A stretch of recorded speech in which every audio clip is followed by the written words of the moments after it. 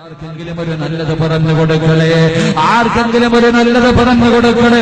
തന്റെ കണ്ണിന്റെ മുന്നിൽ ഒരു തെറ്റ് കണ്ടാ തിരുത്തി കൊടുക്കണേ. അതേത് സമയത്താകട്ടെ, ഏത് സാഹചര്യത്തിലാകട്ടെ, തെറ്റ് കാണുന്ന സമയത്ത് പറഞ്ഞു കൊടുക്കണേ ചെറുപ്പക്കാരാ. അല്ലാഹുവിന്റെ പ്രവാചകന്റെ പ്രിയപ്പെട്ട സഹാബിയായ മഹാനായ സയ്യിദുനാ ഉമർ ഇബ്നുൽ ഖത്താബ് റളിയല്ലാഹു തആല അൻഹു അതാ മരണത്തോട് മുന്നടിച്ചുകൊണ്ട് കിടക്കുകയാണ്. തന്റെ പൊന്നുമകന്റെ മടിത്തട്ടിൽ കുടൽമാല മുഴുവനും താഴെ വീണിട്ട് മരണത്തോട് മുന്നടിച്ചുകൊണ്ട് കിടക്കുമ്പോ ഒരു ചെറുപ്പക്കാരൻ നടന്നു വരികയാ, ഒരു ചെറുപ്പക്കാരൻ നടന്നു വരികയാണ്.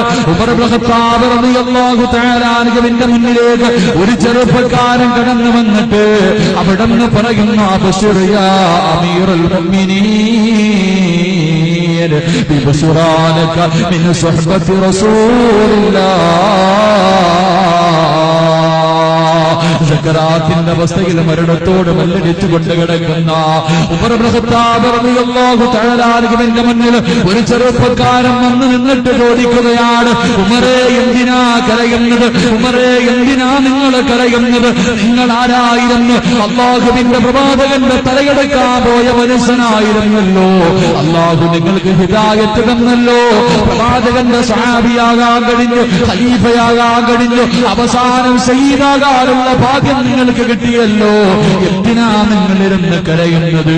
അല്ലാഹുവിന്റെ പ്രവാചകന്റെ സഹാബിയായ മഹാനായ ഉമർ ഇബ്നുൽ ഖത്താബ് റളിയല്ലാഹു തആല അൻഹുവിന്റെ മനസ്സിൽ സന്തോഷമുണ്ടാക്കുന്ന കാര്യങ്ങൾ പറഞ്ഞു കൊടുക്കുകയാണ്. അവിടെ മടങ്ങി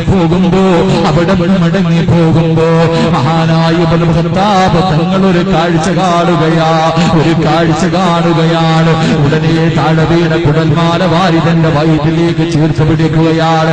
താഴെ കിടക്കുന്ന കുടൽമാല വലത് കൈ കൊണ്ട് വാരി തന്റെ വയറ്റിലേക്ക് ചേർത്ത് പിടിച്ചിട്ട് ഇടത് കൈ തറയിൽ കുത്തിയിട്ട് ഉമർ ഇബ്നുൽ ഖത്താബ് റളിയല്ലാഹു തആല അൻഹു എഴുന്നേൽക്കുകയാണ്.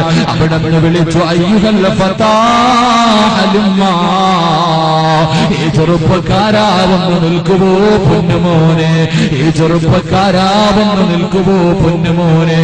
മഹാനായ ഉമർ ഇബ്നുൽ ഖത്താബ് റളിയല്ലാഹു തആല അൻഹു ആ ചെറുപ്പക്കാരനോട് പറഞ്ഞു, പൊന്നുമോനെ, നിന്റെ വസ്ത്രം നെരിയാണിക്ക് താഴെയാ കിടക്കുന്നത്.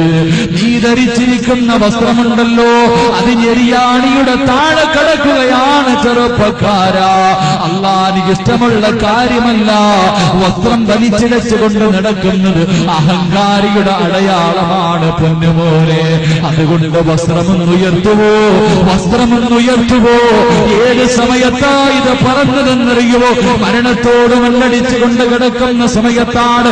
തന്റെ സക്കറാത്തിന്റെ അവസ്ഥയിൽ തന്റെ കണ്ണിന്റെ മുന്നിൽ ഒരു തെറ്റ് കണ്ടപ്പോ തിരുത്തി കൊടുത്തു എന്ന് ചരിത്രം പഠിപ്പിക്കുമ്പോ, എന്റെ പ്രിയപ്പെട്ട സഹോദരങ്ങളെ, ഒരു ദിവസം നീ ചെയ്യേണ്ട മൂന്നാലാമത്തെ നല്ല കാര്യം എന്തെന്നറിയുവോ?